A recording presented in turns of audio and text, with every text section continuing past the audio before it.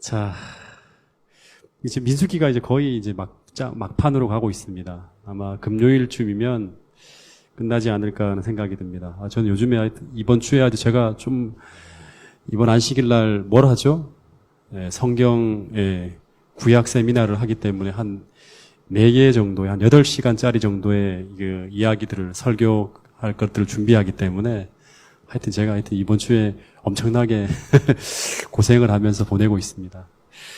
어쨌든 그래서 우리가 그 교회 창립 10주년을 맞이해서 말씀 캠프도 하고 계시록 세미나도 하고 그다음에 또 후반기에도 여러 가지 우리가 말씀 잔치들을 계속 펴면서 교회의 부흥과 여러분들의 그런 신앙적인 발전을 위해서 이 70주년이 크게 도움이 되는 그러한 시간이 될 수 있도록 준비하겠습니다. 기도해 주시길 바라겠습니다. 자, 민수기 오늘은 34장 이야기를 나가보도록 하겠습니다. 1절, 2절. 자, 같이 읽겠습니다. 시작. 여호와께서 모세에게 말씀하여 이르시되 너는 이스라엘 자손에게 명령하여 그들에게 이르라. 너희가 가나안 땅에 들어가는 때에 그 땅은 너희의 기업이 되리니 곧 가나안 사방 지경이라. 여기 보면 이 가나안 땅에 대한 이제 약속을 합니다. 최종적으로 마지막으로 하시는 거죠. 이제 이 땅이 이제 너희 것이 될 거야. 이 가나안 사방 지경이 다 너희들의 땅이 될 거야. 그럽니다. 근데 여러분, 이 가나안 땅에 대한 약속은 언제부터 시작된 거죠? 가나안이라는 이 땅에 대한 약속이 이게 하나님의 나라가 될 거라고 언제부터 약속되어진 거죠? 뭘 그렇게 모르는 것처럼 처음 듣는 것처럼 그렇게 어안이 벙벙하십니까? 가나안에 대한 약속이 언제부터 나왔어요? 아브라함 때부터 나왔잖아요. 창세기 12장 5절에 보면 이제 처음으로 하나님이 5절부터 8절 한번 펴보세요. 하나님이 처음으로 아브라함에게 이제 내가 너를 통해서 이제 전 세계를 대상으로는 내가 이제 못하겠고 너를 통해서 한 나라를 이루고 싶다 하면서 하나님께서 처음으로 약속해 주신 땅이 바로 이 가나안입니다. 그거 한번 읽어볼까요? 12장 5절부터 8절. 자, 우리 지은이가 한번 읽어보세요. 아브람이 그의 아내 사레와 조카 롯과 하란에서 모은 모든 소유와 얻은 사람들을 이끌고 가나안 땅으로 가려고 떠나서 마침내 가나안 땅에 들어갔더라. 아브람이 그 땅을 지나 세겜 땅 모래 상수리 나무에 이르니 그때에 가나안 사람이 그 땅에 거주하였더라. 여호와께서 아브람에게 나타나 이르시되 내가 이 땅을 내 자손에게 주리라 하신지라. 예. 내가 이 땅을 주신다, 이 가나안 땅을 주신다 했어요. 근데 이게 굉장히 막연하죠. 이 땅, 경계도 없어요. 아무것도 없이 그냥 이 가나안 땅에 왔지. 여기 너한테 줄 거야 하고 이제 그냥 끝납니다. 얼만큼 줄 건지 전혀 얘기가 없어요. 근데 13장 15절에도 또 하나님이 언약하면서 보이는 땅을 내가 너와 너 자손에게 준다. 이 보이는 땅을 너에게 준다 그래요. 17절에도 뭐라 그러면 종으로나 횡으로 한번 행해보라. 그것을 다 너한테 줄 거다. 17절에 보면. 전부 다 막연합니다, 처음에는. 그죠? 막연하죠? 얼만큼 줄 건지 얘기가 전혀 없어요. 그러다가 15장 18절 한번 펴볼까요? 15장 18절.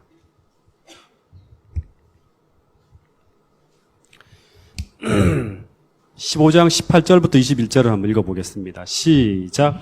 그날에 여호와께서 아브람과 더불어 언약을 세워 이르시되 내가 이 땅을 애굽 강에서부터 그 큰 강 유브라데까지 어디까지? 큰 강, 애굽 강에서부터 큰 강 유브라테스까지 내 자손에게 주리라 하면서 거기는 어떤 족속이 있었다 하면서 굉장히 구체적으로 이제 가죠. 막연한 약속이 구체화되는 거예요. 구체적으로. 점점 시간이 지나면서 이게 계시가 점진적으로 이렇게 가는 거예요. 항상 하나님의 약속이 처음에는 막연해지지만 우리가 그 약속을 계속 포기하지 않고 기다릴 때 그 약속이 마침내 막연한 약속이 구체적으로 갑니다. 그리고 이 구체적인 약속이 계속 이어지는 거예요. 그래서 이 언약이 이삭에게서 그 다음에 야곱으로 이어지다가 그 다음에 거의 언급이 없어요. 야곱 다음에는 언급이 없다가 이 400년이라는 시간이 흘러가요. 그죠? 그러면서 이 약속이 이제 완전 사문화되는 것처럼 뭐 약속했나 하나님이 뭐 이런 정도까지 갑니다. 이스라엘 백성들이 이 땅이 아니라 애굽에서 머물면서 그죠? 그러다가 400년이 지나면서 다시 모세에게 재확인되어지는 게 바로 출애굽기 3장 8절에서 17절에 보면 아브라함에게 얘기했던 그 가나안 땅에 대한 약속이 아주 구체적으로 똑같이 반복되어지는 거예요. 400년이 지났는데도 불구하고 사람들은 다 이 약속을 잊었겠죠. 조선시대 한 시대, 고려시대 하나가 지나갔잖아요, 그냥요. 그동안 한 번도 언급이 없었다는 거예요. 예. 그런 엄청나게 조용한 어떤 이 약속, 이 조선시대 때 했던 그 약속을 하나님이 다시금 어딥니까? 그 호렙산에서 모세에게 얘기하는데 그 옛날에 했던 그 이야기를 아브라함과 이삭과 야곱에게 했던 그 동일한 언약을 다시금 구체적으로 반복하시는 걸 볼 수 있습니다. 내용이 똑같아요. 그래 여러분 이스라엘 민족이 불신앙으로 이제 40년을 돌잖아요. 모세에게 했던 그 약속대로 지키지 않고요. 근데 언약이 바뀝니까? 안 바뀌어요. 여전히 그 자리에 똑같이 하나님이 똑같은 말씀으로 계속 말씀하는 거예요. 인간의 마음은 시시각각 바뀌지만 하나님은 계속 옛날에 처음에 아브라함과 했던 그 수백 년 전에 그 약속을 계속 하나님은 잊지 않고 있는 거예요. 그 마음속에. 이스라엘 백성들은 계속 왔다리 갔다리 하면서 바뀌지만 여러분 우리는 지은이하고 내하고 약속을 한다 하더라도 우리 밥 한 번 먹자 지은아 이렇게 얘기를 하잖아요. 그 다음에 이제 만약에 며칠 지나면 그 약속이 서로 간의 대화가 확인이 안 되면 어떻게 합니까? 그거 약속으로 생각 안 하죠. 희미해져 가잖아요. 근데 지나가면서 하나님은 한마디 했다 하더라도 하나님은 그 약속을 어떻게 한다? 기억하는 것뿐 아니죠. 지키고 이루시는 거예요. 굉장히 중요합니다. 그러니까 성경에 있는 어느 한 구절이라도 하나님이 약속하셨다 그러면 하나님을 잊지 않아요. 예. 여러분과 관계됐다 그러면 그건 여러분이 붙들 수가 있다는 거예요. 여러분, 그래서 우리는 1년을 약속을 기다리기 힘들지만 하나님은 400년이 지나도 또 40년이 지나도 그 약속의 당사자들인 이스라엘 백성들조차도 까맣게 잊어버렸다 하더라도 하나님은 잊지 않으시고 그 언약을 마음속에 보존하고 있다는 거예요. 이 언약을 가지고 무슨 언약이라 합니까? 이런 언약을 가지고 무슨 언약이라 하죠? 변하지 않는 언약. 무슨 언약이라 합니까?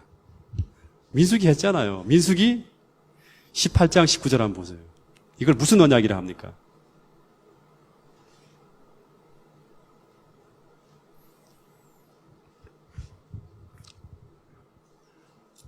민수기 18장 19절. 자, 읽어보겠습니다. 시작. 이스라엘 자손이 여호와께 거제로 드리는 모든 성물은 내가 영구한 몫의 음식으로 너와 내 자녀에게 주노니 이는 여호와 앞에 너와 내 후손에게 영원한 무슨 언약? 소금 언약. 이 소금 언약이란 말은 변질되어지지 않는 언약이에요. 참 우리 성도들 간에도 이런 언약이 약속이 한 말이 이렇게 지켜질 수 있는 그러한 언약이 되었으면 좋겠습니다. 그죠? 네.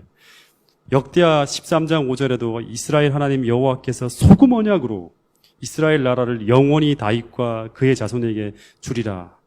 너희가 알 것 아니냐. 이렇게 하신 말씀을 알 것 아니냐. 소금 언약이라고 하면 변질되어지지 않는 것. 오래오래 지나도 보존되어지는 언약이 바로 소금 언약입니다. 여러분, 그래서 하나님이 말씀하셨다고 하면 그것은 어찌 보면 이런 표현이 맞을지 모르지만 무서우리만큼 정확하게 약속에 따라 이루어진다는 거예요. 무서우리만큼. 제가 성경을 보니까 그래요. 하나님은 안 잊어버려요.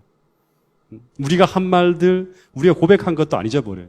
우리하고 한 약속을 잊어버리지 않는다는 거예요. 그래서 오늘 우리의 삶의 모든 기준과 방향을 다른 어떤 환경에 따라 변동되어지고 뒤바뀌어지는 어떤 사람들과의 약속과 이야기에 맞추어 따라 살아가기보다는 영원하신 하나님 말씀에 여러분의 어떤 삶과 여러분의 표준과 여러분의 인생의 방향을 맞춘다 그러면 여러분은 절대 실패하지 않는다는 거예요. 네. 여러분 그렇게 여러분의 삶을 조정하시고 맞추어서 살아갈 수 있는 여러분과 저가 되기를 간절히 바라겠습니다. 이 약속이 어떤 게 있는지 찾아야죠. 그 약속의 기초 위에 여러분의 삶을 놓아야죠. 네. 그러면 여러분 무너지지 않는 거예요. 네. 예. 가나안에서 막연하게 시작되었던 하나님의 약속이 구체적으로 바뀌어지고 400년간, 40년간 계속 하나님은 똑같은 말씀만을 계속 하시면서 이 약속을 기억하고 있었다는 것. 굉장히 중요합니다. 그리고 마침내 이제 모압 동편에서 이제 도하하기 전에 다시 한번 이 약속의 경계들을 구체적으로 말씀해 주시는 거예요. 이 400년 전에 했던 이야기라니까. 이제 이루어지는 거예요. 3절부터 더 읽어보겠습니다. 3절. 시작. 너희 남쪽은 에돔 곁에 접근한 신 광야니 너희의 남쪽 경계는 동쪽으로 염의 끝에서 시작하여 돌아서 아그라빔 언덕 남쪽에 이르고 신을 지나 가데스 바네아 남쪽에 이르고 또 하살 아다를 지나 아스몬에 이르고 아스몬을 돌아서 애굽 시내를 지나 바다까지 이르느니라. 네. 자, 여기 이제 그 지도를 여러분들에게 좀 이렇게 이제 실제로 띄워주면 더 좋은데 그냥 그렸습니다. 예, 그렸어요. 이제 하나님께서 요단을 건너기 전에 이제 너희들이 얻을 경계는 너희들이 얻을 땅은 어떻게 되는지 설명하는 거예요. 경계선을. 처음에는 뭐를 지나서 이 남쪽에 접근한 처음에는 이제 남쪽 경계선은 사해를 시작해서 시작한 남쪽 경계는 동쪽으로는 염의 끝, 사해 끝에서부터 시작된다는 거예요. 동쪽 경계는 염의 이 사해 끝에서부터 시작된다는 거예요. 시작해서 그 다음에 아그리빔 언덕 남쪽에 이르고 이제 이게 아그리빔 언덕이라 그럽니다. 이게 언덕 쭉 언덕을 따라서 이루어져 있는 겁니다. 쭉 따라서 이루어지고 그 다음에 가데스 바니아 남쪽에 이르고 또 하살 아달을 지나 아스몬에 이르고 하살 아달 이 신광야 신을 지나서 신은 신광야입니다. 신광야 진광야라고도 해요. 신광야 하살 아달 아스몬을 이뤄서 어디로 간다? 대해로 간다는 거예요. 대해. 이 대해라는 말은 지중해입니다. 큰 바다란 말이에요. 큰 바다. 이 지중해. 그러면 소해는 뭡니까? 소해. 대해가 있다 그러면 대해라 그러면 지중해라 그러면 돼요. 대해 큰 바다. 소해 작은 바다는 뭐죠? 작은 바다 이거잖아요. 염해, 사해. 이 작은 바다예요. 큰 바다는 대해. 갈릴리 바다는 소바다죠. 호수 같은. 대해입니다. 이렇게.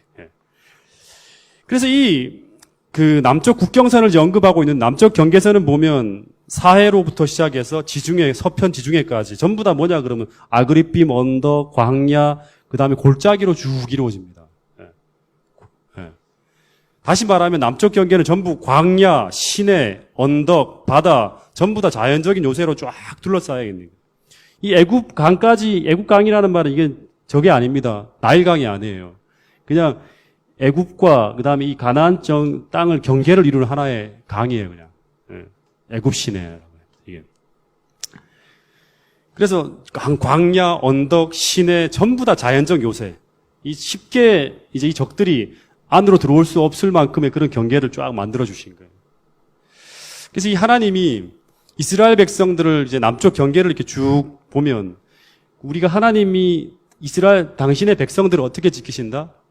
눈동자 같이 지키신다는 것처럼 자연적인 요새로 하나님이 쫙 둘러질 수 있도록 그런 경계를 쭉 만드시는 걸 볼 수 있습니다. 나중에는 이 제일 밑에 어느 지파가 경계를 서죠? 제일 밑에. 이스라엘의 제일 밑에 경계를 지키는 지파가 어느 지파입니까? 12지파 중에서. 예? 큰 소리로 하세요. 유다 지파. 나중에 유다 지파가 이 남쪽에 경계를 지키는 지파로 이렇게 등장하게 됩니다. 그 다음 6절 조금 더 볼게요. 여호수아 15장 2절 4절에 보면 이제 유다 지파가 남쪽 경계에 똑같은 얘기가 나오고 남쪽 경계는 유다 지파가 지킨다는 그런 말이 나옵니다. 자, 6절 서쪽 경계를 보겠습니다. 읽어보세요. 서쪽 경계는 대해가 경계가 대해가 되나니. 뭐예요? 대해가 경계가 된다. 이게 경계란 말이에요. 서쪽은 뭐예요? 지중해죠. 그냥 뭐 말할 것도 없죠. 그냥 지중해입니다. 이게 이쪽 서쪽에서는 이 지중해예요. 지중해가 경계입니다. 네. 이게 서쪽 경계다. 그리고 북쪽은 7절. 북쪽 경계는 이러하니 대해에서부터 대해서는 뭐예요? 이제 이 대해서는 지중해에서부터예요. 지중해로부터 시작해서 어디로 간다? 호르산까지. 호르산은 혹시 호르산을 아시는 분? 민수기 복습. 호르산에 어떤 일이 벌어졌죠? 호르산에서 큰 소리로 아론이 죽은 장소죠. 아론이 죽은 장소인데 그 호르산과 이 북쪽의 호르산은 다릅니다. 아론은 여기서 죽었어요. 남쪽에서. 남쪽 호르산에서. 그래서 같은 이름이지만 이 지명은 달라. 근데 이 호르산은 어딘지는 모르겠대요. 그 주석하는 학자들이 찾아보니까 도대체 이 호르산은 어디인지 모르겠다 그럽니다. 정확한 호르산의 위치는 몰라요. 근데 그 다음에 보면 호르산에서 그어서 하맛 어기로 간다는, 하맛은 이 위쪽 동네래요. 그러니까 호르산이 한 이쯤 될 거예요. 여기 어떤 한 산이 있을 건데 이렇게 가서 하맛 경계가 어기까지 가는 거예요. 그 다음에 계속 읽어보세요. 호르산에서 그어 하맛 어기에 이르러 스다데 이르고 그 경계가 또 시브론을 지나 하살 에난에 이르나니 이는 너희의 북쪽 경계니라. 너희의 동쪽 경계는 자, 여기 보면 이제 이렇게 하맛, 스닷, 시브론, 하살 에난까지 쭉 이렇게 이어지는 그러한 북쪽 경계를 이제 볼 수 있습니다. 그 다음에 동쪽 10절부터. 네. 너희의 동쪽 경계는 하살 에난에서 그어 스밤에 이르고 네. 그 경계가 또 스밤에서 리블라로 내려가서 아인 동쪽에 이르고 자, 이 하살 에난까지는 알지만 그 다음에 두 지명은 잘 몰라요. 근데 아인이라는 것은 바로 어디냐 그러면 갈릴리 바다 바로 옆에 있는 해변 쪽에 있는 자그마한 동네예요. 여기까지 이르러 간다는 거예요. 자, 계속 읽어보세요. 또 내려가서 긴네렛 동쪽 해변에 이르고 기네렛은 이거는 이제 게네사렛이라고 보통 이제 신약에서 나오죠. 게네사렛이라는 게 뭐죠? 게네사렛. 산상수훈 시작할 때 우리 공부했잖아요. 게네사렛. 전부 다 침묵입니까? 게네사렛 호수. 하면 알겠습니까? 게네사렛 호수. 갈릴리 호수, 게네사렛 호수, 디베랴 바다. 전부 다 같은 말이었죠. 여기입니다, 여기. 예. 자, 계속. 그 경계가 또 요단으로 내려가서 여매에 이르나니 너희 땅의 사방 경계가 이러하니라. 그러니까 여기서 이제 게네사렛 호수에서부터 시작해서 요단강을 쭉 따라서 어디까지? 여매, 사해까지 이르러간단 말이에요. 그러니까 경계가 이렇게 된다는 말이에요. 자, 여기서부터 10절부터 12절까지 요단 동편의 경계를 쭉 보면 이스라엘 백성들이 소유할 요단 동편에 원래는 이렇게 경계가 아니죠. 원래는 어떻게 돼야 됩니까? 요거까지 같이 포함되어야 돼요, 원래는. 여기 뭐가 있죠? 므낫세, 갓, 그 다음에, 므낫세가 아니죠. 르벤, 갓, 그 다음에 므낫세, 반지파까지 포함해야죠. 근데 이 경계를 하나님께서 빼놨어요, 지금. 동쪽 경계를 이렇게 하면서. 예. 그러니까 지금 원래 이제 정복전쟁이 끝나게 되면 실질적인 경계선은 갓, 르벤, 므낫세 반지파가 기업으로 얻게 되면 이까지 다 포함되는 거예요, 이렇게. 다 포함되는 지파가 돼야 되는 거예요. 예. 그래서 훨씬 넓은 경계가 이제 이루어지는 거예요. 13절 보세요. 13절에 이제 하나님께서 뭐라 그러냐 그러면, 자, 13절 계속 읽어보세요. 모세가 이스라엘 자손에게 명령하여 이르되 이는 너희가 제비 뽑아 받을 땅이라. 여호와께서 이것을 9지파 반쪽에게 주라고 명령하셨나니. 12지파가 아니라 이거는 9지파 반에게 주어지는 땅이라는 거예요. 그죠? 9지파 반. 그 다음에 계속 읽어보세요. 이는 르우벤 자손의 지파와 갓 자손의 지파가 함께 그들의 조상의 가문을 따라 그들의 기업을 받을 것이며 므낫세의 반쪽도 기업을 받았음이니라. 계속이요. 이 두 지파와 그 반 지파는 여리고 맞은편 요단 건너편 곧 해돋는 쪽에서 그들의 기업을 이 받으리라. 도단 동편 이쪽에서 기업을 얻게 될 거라고 하나님께서 말씀하시는 거예요. 자, 계속. 끝까지 읽어보세요. 이제 34장 끝까지. 예.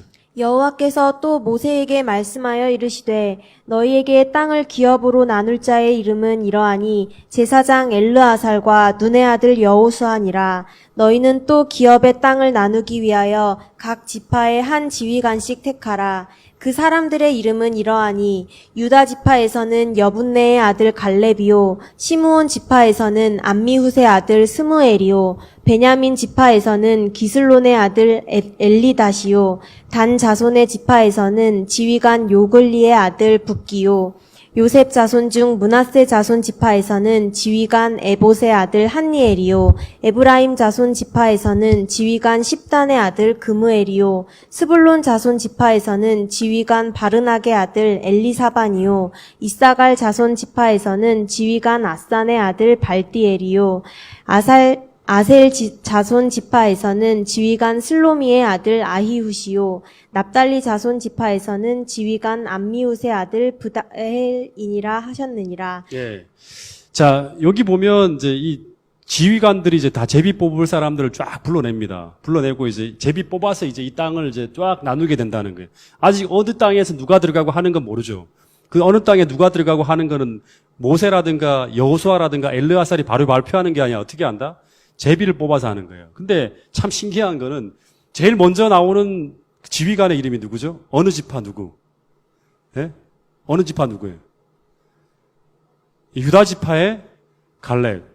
얘기했죠. 이 제일 남쪽에는 누가 원래 차지한다? 유다 지파가 서는 거예요. 그리고 제일 북쪽은 어디입니까? 제일 마지막 지파. 납달리 자손이죠. 납달리. 납달리는 제일 북단에 원래 차지하게 됩니다. 그러니까 이 순서가 뭐냐 그러면 땅을 쫙 분배했을 때 나누어지는 그 순서대로 지금 하나님이 딱 사람들을 다 불러내는 거예요. 다시 말하면 이게 뭘 의미하냐 그러면 이제 9지파 반이 제비를 뽑아 땅을 차지하게 되는데 이 순서를 보면 유다 지파가 제일 먼저 등장하고 제일 남단을 차지하게 돼요. 실제로는. 그리고 시므온, 베냐민 순으로 해서 제일 북단에 납달리 지파가 딱 들어가게 되는 거예요. 이 순서대로 이 차지할 순서대로 하나님이 지금 언급하시는 거예요. 지파들을 쫙 불러내는 거예요. 그러니까 이건 뭐냐 그러면 제비를 뽑아서 확장하라고 하셨지만 이미 제비 뽑기 전에 하나님께서 이 지파들이 차지하게 될 기업의 위치에 대해서 이미 구체적인 계획을 가지고 있다는 거예요. 하나님의 마음엔 이미 다 순서를 정해놨어요. 지금 어느 땅에 누가 들어가고 하는 것을. 그래서 이걸 보면서 어떤 생각을 하냐 그러면 우리에게도 마치 제비를 뽑는 것처럼 우연히 벌어지는 일처럼 보이는 모든 일 속에서도 하나님의 구체적인 계획이 담겨 있을까요? 담겨 있다는 거예요, 실제로. 예. 그걸 볼 수 있는 거예요. 오늘 우리가 우연히 이런 일들이 벌어지고 하지만 실제로는 그것이 하나님의 계획 속에서 섭리하에서 벌어지는 일이 될 수도 있다는 거예요. 제비를 뽑는다는 것은 하나님의 뜻을 묻는다는 거죠. 또 하나 우리가 놓치지 말아야 될 것은 지금 이제 이 얘기를 이제 땅의 경계를 정해 주시고 그다음에 이제 땅의 구획을 다 정하라 하잖아요. 근데 이 땅이 지금 누구 땅이에요? 지금 이 땅이 누구 땅이에요? 가나안 백성들의 땅이고 그리고 지금 이들은 넘어가면 첫 번째로 만나야 될 게 뭐냐 그러면 이 가나안의 최고 강력한 그 성 여리고성과 일대 접전을 벌여야 돼요. 큰 싸움을 앞두고 있는 거예요. 아주 호전적인 원주민들을 몰아내야지만 얻을 수 있는 땅이에요. 근데 이런 어려운 전쟁을 앞두고 있는데 하나님께서 어떻게 싸워야 될 것에 대한 얘기를 먼저 하지 않고 뭘 하는 거예요? 이 땅 경계는 이렇게 될 거고 이렇게 될 거고 이렇게 될 거고 한번 제비 뽑아봐. 제비 뽑아서 이쪽은 누가 차지하고 이쪽은 누가 차지하고 다 이미 정복되어지고 난 다음에 땅을 정리하는 것처럼 다 계획을 세워주시는 거예요. 네. 어떻게 보면 뭐라 그러죠? 밥숟가락을 놓기도 전에 뭐부터 마신다? 뭐 이거 말 맞습니까? 김치국부터 마신다고. 예. 아직 아무것도 벌어지지 않았는데 이미 그걸 이제 김치국부터 마시는 거예요. 예. 근데 여러분 믿음은 이렇게 보는 거예요. 믿음은. 아시겠습니까? 어찌 보면 선악의 대쟁투에서 우리가 예언의 빛으로 본다면 우리 앞에 뭐가 놓여 있죠? 야곱의 환란이 놓이고 일요일 휴업령이 놓이고 사형령이 놓이고 온갖 큰 전투들이 우리 앞에 놓여 있을지라도 우리는 그 너머에서 이 모든 장애와 치열한 전투 너머에서 우리에게 주어질 승리와 상급들을 볼 수 있는 믿음이 있어야 한다는 거예요. 맞죠? 똑같은 거죠. 예. 앞으로 지금 싸워야 될 게 굉장히 큰 싸움이 있는데 그건 얘기도 안 하고 바로 땅 다 정리하고 누가 뭐 차지하고 다 이렇게 말씀하시는 거예요. 여러분 근데 이게 이스라엘 백성들의 강한 용기와 소망을 심어줬을까요?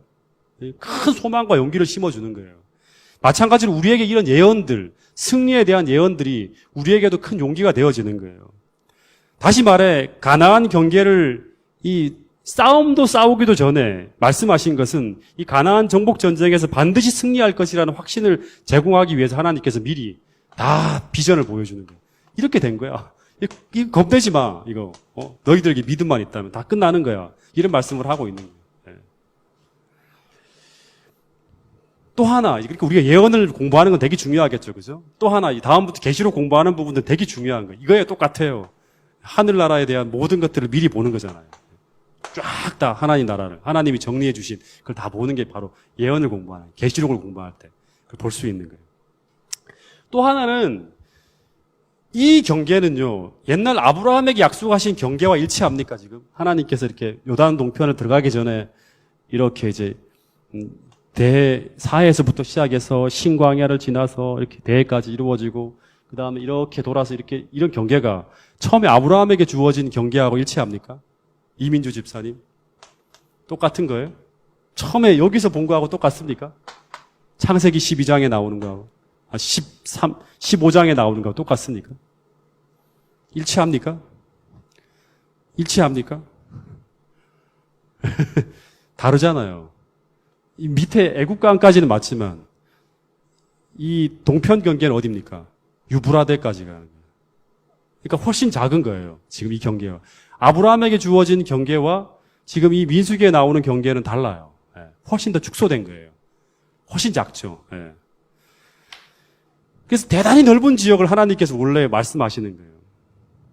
근데 이 처음에 아브라함에게 주어졌던 그 땅에 대한 언약이 완전히 이루어지는 건 언제입니까?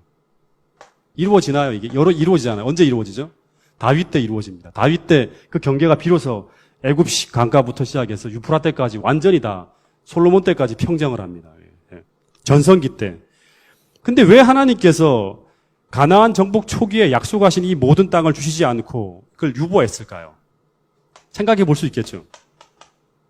왜 유보했을까요? 왜 유보했을까요? 네? 아직 죄가 차지 않아서. 네. 그것은 이 모든 땅을 다 준다 그러면 엄청나게 넓은 거죠. 훨씬 더 넓게 나가는 거죠. 이 엄청난 땅을 다 준다 그러면 이거를 이스라엘 백성들이 감당할 수가 있을까요? 감당할 수가 없습니다. 네. 현재 그들이 가지고 있는 인구도 안 돼요. 인구도 이거를 지배할 수가 없는 거예요. 힘 자체가. 인구도 그렇고 또 믿음의 성숙도도 마찬가지죠. 이걸 다 평정하고 이 모든 우상 숭배자들, 그 다음에 수많은 죄악들이 난무하는 이것들을 다 평정을 해야 돼요. 그들이. 그 믿음으로. 근데 그게 안 되고 오히려 역으로 이런 풍습에 오히려 영향을 받을 수 있는 확률이 되게 큰 거예요. 믿음의 성숙도, 신앙의 모습, 이 모든 것들이 아직 정복 초기 시기에는 준비가 되어 있지 않기 때문에 하나님이 그들에게 필요한 만큼, 감당할 만큼의 땅을 허락하신 거예요. 근데 이 사람들이 여기서 안주하면 안 되죠. 하나님의 그 뜻을 이루어가기 위해서 어떻게 해야 됩니까? 계속 더 전진하고 믿음의 진보를 나타내서 이 모든 것을 얻어가는 것이 바로 하나님의 뜻이에요. 계속 하나님 나라가 확장해 나가는 거죠. 오늘 우리에게도 하나님 나라가 확장해 나가는 것처럼 확장해 나가야 되는 거예요. 계속 여기 머물고 있어서는 안 돼요. 이 동작중앙교회도 마찬가지입니다. 70년의 역사, 확장, 다 하나님 나라는 처음에는 겨자씨지만 자라고 자라나는 거죠. 성장하고 성장하는 거예요. 하나님 나라는 나에게서 끝이는 게 아니라 이웃에게, 가족에 계속 확장해 나가는 거예요. 계속 펼쳐 나가는 거예요. 무엇을 가지고? 믿음을 가지고 확장해 나가는 거예요. 그리고 마찬가지로 하나님도 오늘 우리에게도 마찬가지로 오늘 우리가 이 정도의 영향력을 가지고 우리가 살아간다 그러면 하나님은 우리에게 감당할 만큼의 영역만을 허락한다는 거예요. 어떤 사역이나 모든 부분에서 우리에게 감당할 만큼만을 하나님께서 허락하신다는 거예요. 그래서 오늘 우리가 더 큰 하나님의 약속과 비전과 꿈을 볼 수 있다 그러면 이 교회가 제가 지금 꿈꾸는 게 있잖아요. 그런 게 있다 그러면 오늘 우리는 그것을 얻기 위해서 그것을 감당할 만큼의 더 큰 믿음의 진보를 이루어내야 한다는 거예요. 더 큰 믿음을. 그래야지만 하나님께서 그걸 허락하는 거예요. 갈렙과 여호수아에게 하나님이 주신 땅으로 한 걸음씩 나가는 그 노래 있잖아요. 그런 것처럼 나가는 거예요. 전진할 수 있는 거예요. 믿음을 가지고 전진하는 거예요. 이 출애굽의 역사가 다 그런 역사잖아요. 믿음을 가지고 전진하고 얻어내는 거잖아요. 근데 이스라엘 백성들은 다윗 때만 잠깐 그 하나님의 온전한 경계까지 땅을 차지하고 나간 이래. 이제 그 다음에 뭐 해야 돼요? 다윗 때 그렇게 하고 난 다음에 그 하나님의 그 열방을 비치는 그러한 빛으로 이스라엘 백성들이 계속 섬기고 봉사하고 하나님의 그 품성을 나타내야 되는데 이스라엘 백성들이 결국에는 그 믿음을 다 무너뜨리고 어떻게 됩니까? 다시금 이 조그마한 이 경계도 지키지 못해요. 나중에 북방 이스라엘이 무너지고 난 다음에 유다 땅은 더 쪼그라듭니다. 이렇게. 그렇게 해서 근근히 하루하루 교회만 왔다 갔다 하다가 결국에 어떻게 됩니까? 결국에는 망합니다. 이스라엘. 이게 이제 이스라엘의 역사였어요. 좁은 울타리 속에서 근근히 내 신앙만 지키고 하다가 결국에는 무너지는 거예요. 여러분, 근데 이게 하나님의 꿈은 아니죠. 그죠? 원래 이스라엘이라는 나라가 이렇게 되기를 하나님 원하시지 않았죠. 하나님 오늘 동작중앙교회에 대한 꿈과 비전도 가지고 있을까요? 네, 저는 그걸 믿습니다. 그래서 오늘 올해 이 선교 70주년 이 해 정말 하나님께서 꿈꾸시는 그 비전을 이루기 위해서 빛과 소금이 되어서 세상을 향해서 열방을 향해 뻗어나가는 그런 놀라운 역사가 펼쳐지는 그러한 한 해가 될 수 있기를 간절히 바랍니다. 원래 이런 얘기하면 아멘 하고 큰 소리가 나와야 되는데 인터넷 우리 선생님 강 선생님 네 감사합니다. 또 하나 하나님은 1차로 그들이 살아가야 할 영토의 경계선을 아주 구체적으로 그어줬다는 거예요. 세밀하게 경계선을 말씀하신 이유가 뭘까? 이 경계선은 이스라엘 백성들이 넘지 말아야 될 선입니다. 어떻게 보면 하나님이 허락하신 그 전에는 왜냐 그러면 보통 우리가 여권이나 비자 없이 해외로 나가면 신변 안전이 보장이 되지 않죠. 그죠? 위험해지는 거 똑같아요. 이 경계 밖에는 지금 우상 숭배, 그 다음에 또 온갖 어떤 그런 죄악과 부패와 또 이스라엘 백성들의 목숨을 노리는 수많은 사람들이 살고 있는 땅이 이 땅이에요. 이 경계 안에서 있을 때 이 경계 안은 뭘까? 네. 그리스도 안이 될 수도 있고 또 뭐가 될까? 네. 이 경계 안은 하나님이 그어주신 말씀의 경계선 안이 될 수도 있죠. 하나님 말씀의 안, 그리스도의 믿음의 안에 있을 때 이스라엘 백성들이 안전한 것처럼 오늘 우리도 마찬가지죠. 그죠? 하나님께서 제시하신 그 안에 우리가 머물러 있을 때 하나님이 지켜주시는 은혜 안에서 우리가 안전하게 거할 수 있는 거예요. 여기 안에 있어야지만 이스라엘 백성들이 안전하고 하나님이 주시는 기쁨과 은혜를 받을 수가 있는 거예요. 이 땅은 뭐예요? 하나님과 언약이에요. 언약. 이 땅은 하나님과 언약한 땅이에요. 그래서 이 땅에 하나님의 은혜가 내리는 거예요. 오늘 우리도 이 하나님께서 그어주신 말씀 안에, 그죠? 이 믿음 안에, 그리스도 안에 우리가 머물 때 하나님이 보호하시는 그 은혜 속에서 우리가 안전하게 살 수 있는 거예요. 여기서는 으르릉대는 일이가 있고, 그 다음에 경제 상황이 요동하고, 그 다음에 수많은 어떤 그런 어려움들이 몰려온다 하더라도 우리가 믿음 안에서 살아갈 때, 하나님 말씀이 그어주신 그 경계선 안에 머물 때, 우리는 절대적인 안전을 보장받을 수 있는 거예요. 네. 이게 그리스도 안이라는 사도 바울이 그토록 얘기했던 이 하나님의 영토 안이에요. 그다음 또 하나 이제 마지막으로 볼 거는 뭐냐 그러면 이 다른 관점으로 본다 그러면 이 경계선은 영원히 확정된 게 아니죠. 네, 그죠? 이건 어떻게 돼야 돼? 이 경계선은 우리가 확장해 나가야 되는 거예요. 이게 말씀 아니라 이렇게 해석 말고 또 다른 관점으로 하나님 나라라는 관점으로 온다 그러면 이거는 확정되어진 게 아니죠. 그죠? 이건 아직 너희들이 가지고 있는 믿음의 분량이 적기 때문에 이런 선이 그어져 있는 거예요. 그래서 우리의 믿음 여하에 따라서 축소지향적인 것이 아니라 더 넓어지고 확장되어질 수 있는 경계예요. 왜냐 하나님은 애굽강부터 시작해서 유프라테스까지가 하나님께서 생각하는 어떤 비전이기 때문에 그래요. 그래서 이스라엘 백성들에게 계속 이 성경을 읽을 때마다 그들은 이 주인을 잃은 땅, 우리 하나님께서 백성들이 차지하고 확장해서 영향력을 행사해야 될 그 땅을, 이 주인 잃은 땅을 계속 보라고 말씀하시는 거예요.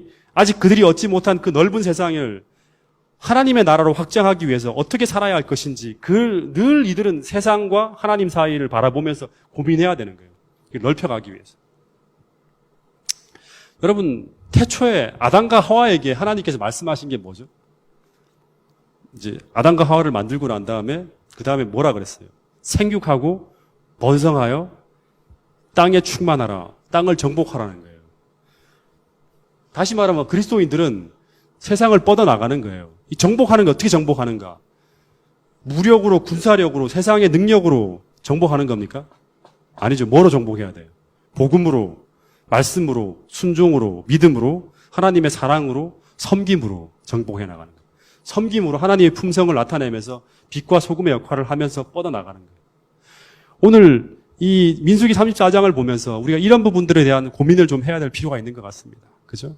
이스라엘의 역사를 다시 한번 살펴보면서 하나님께서 이 요단을 건너기 직전 이스라엘 백성들의 경계를 쫙 붙들어 주시면서 그들이 어떤 생각을 하기를 바라셨는지, 들어가서 또 어떤 나라를 이루기를 바라셨는지를 생각하면서 이들이 이루어야 될 그 사명, 그들이 하지 못한 그것들을 다시 한번 우리가 고민하면서 동작중앙교회가 선교 70주년을 맞아서 어떤 모습으로 가야 될 것인지를 함께 고민하면서 그 꿈을 이룰 수 있는 여러분과 제가 될 수 있기를 간절히 바라겠습니다. 35장, 36장 남은 35장은요, 이미 다 준비가 끝났습니다. 오늘, 도피성 이야기가 나오는데, 그걸 금요일 날, 이제 그거 하고 36장 이야기는 아주 스로보한 여인의 이야기 다시 반복되어 나와요. 간단하게 이제 읽고 넘어갈 거고요. 그러면서 금요일 날 끝내고요. 그리고 이제 그 다음 주부터는 계시록을 공부하도록 하겠습니다.